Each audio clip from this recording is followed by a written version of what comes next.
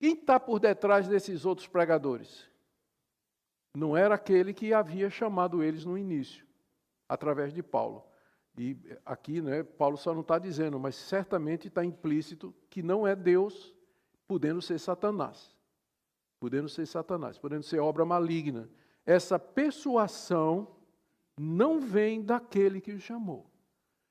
Satanás está ativo e ele usa pessoas. Por trás do falso mestre existe uma atuação maligna. Atrás da heresia, por detrás do falso ensino, está aquele que é o pai da mentira. A gente se preocupa, muita gente se preocupa com o diabo, porque o diabo pode tirar sua saúde, pode tirar seu emprego, pode destruir sua vida, seus relacionamentos. O diabo pode fazer tudo isso, mas tem uma coisa mais importante do que isso: o diabo pode cegar você para a verdade. E como é que ele faz isso? Trazendo a mentira, levantando homens e mulheres que parecem ser cristãos, mas cujo ensino é contra Cristo. Então, eles não foram enviados por Deus. Eles não estão cheios do Espírito Santo, estão cheios de outro Espírito. Mas não o Espírito Santo. Verdade é importante. E o diabo é o pai da mentira e nele não há verdade, diz Cristo, lá no Evangelho de João. Nele não há verdade. Então, essa persuasão, Paulo está dizendo aos Gálatas, que está aí no meio de você, essa tentativa de convencer vocês, não vem de Deus. Isso aí é obra de Satanás. E aí, a recomendação. Um pouco de fermento leveda toda a massa. Ou seja, se vocês, o fermento, bom, vou começar do básico, né? Todo mundo sabe, pão é feito de fermento, você prepara a massa, bota um pouquinho de fermento, leveda e a massa vai aumentando até que ela possa estar pronta para ir para o forno. Eu não sou cozinheiro não, mas imagino que é assim. E basta um pouquinho de fermento para levedar um bolo desse tamanho de farinha. Basta um pouco de fermento. Por isso, porque o fermento tem esse poder de influenciar e de levedar aquilo onde ele é colocado, é que na Bíblia o fermento sempre é visto como símbolo do pecado. Basta apenas um pequeno pecado, não resolvido, não tratado, acariciado e tolerado, e ele vai inflamar todas as áreas da sua vida. Sendo assim, se os Gálatas deram, de onde veio tudo isso? Como é que começou tudo isso? Os falsos mestres mandados pelo diabo, mas sem dúvida, porque vocês também deram asa. Vocês abriram a porta, convidaram esses homens para pregar na igreja de vocês. Abriram a porta da casa de vocês, ligaram a televisão de vocês, foram no celular e seguiram o canal dele, o blog dele, o podcast dele. Um pouquinho da heresia contamina o resto. Basta um pouco. Começa assim. Como é que o crente se desvia? Como é que ele larga o evangelho? Começou escutando esses caras. Um dia um pouquinho, contribui para o cara, para ele continuar lá até o canal dele, e vai, pede a literatura dele, se inscreve no curso dele, e daqui a pouco já abandonou o evangelho, está numa seita.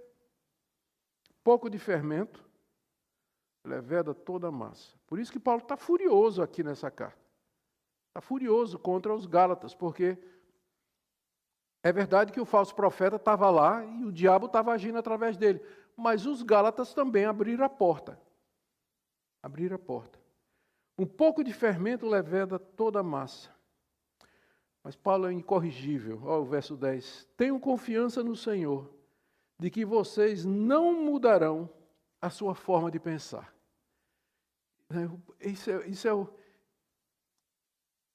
Essa é a confiança do pastor quando ele vê que o seu rebanho está sendo assediado, que os membros da sua igreja estão consumindo esse tipo de coisa e ele não consegue ajudá-los a parar com isso, mas ele confia, ele diz assim: tenham confiança no Senhor de que vocês não mudarão a sua forma de pensar. Talvez a tradução melhor fosse: eu espero, né? Eu tenho confiança, eu tenho essa expectativa, não posso ter certeza, mas eu gostaria muito que vocês não mudassem a forma de pensar de vocês. Que vocês continuassem a acreditar naquilo que eu preguei desde o início para vocês. É isso que eu espero, essa esperança, o acalento do meu coração. Veja o amor de Paulo pela igreja, a preocupação dele para com a igreja.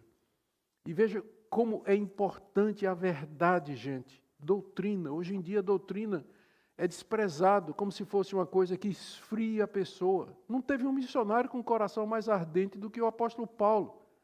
E assim mesmo foi quem escreveu tratados teológicos mais profundos na história da igreja, que hoje estão na Escritura.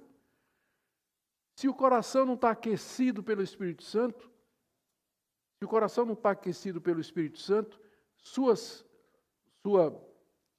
aquilo que você escreve, aquilo que você crê, aquilo que você acredita, aquilo ali não vai fazer a menor diferença. Não vai fazer a menor diferença. Paulo era essa combinação de pastor e mestre, teólogo, que nós queremos ser e precisamos ser. Eu queria que vocês não mudassem sua forma de pensar. E aquele, continuando, mas aquele que está perturbando vocês, está se referindo, embora no singular, na verdade são os mestres que estavam lá, seja quem for, o que dá a impressão de que essas pessoas chegavam dizendo, vocês sabem quem nós somos? Nós viemos de Jerusalém. Quem mandou a gente foi Pedro, Tiago e João, discípulo de Jesus. Esse Paulo não é discípulo de Jesus, não. Ele se converteu depois, ele não é dos 12. Mas nós viemos de Jerusalém. Essa é a nossa mensagem. Resposta de Paulo. Quem quer que seja que chegou aí pregando outro evangelho, lembra o início da carta aos Gálatas? Ele começa dizendo isso. Ainda que eu ou um anjo do céu pregue um outro evangelho que seja maldito. Paulo não tinha respeito humano, não. Não, estava comprometido com Cristo. Quem quer que seja, não importa quem seja, essa pessoa vai sofrer a condenação. Vocês notaram uma coisa aqui? Para falar nisso eu me lembrei, porque que meu tempo acabou mais cedo, é que não teve música, né? Mas foi bom porque eu vou terminar aqui, primeiro essa parte aqui. Não foi bom não, porque eu senti falta do Judá tocando, mas tudo bem. Vocês notaram uma coisa aqui?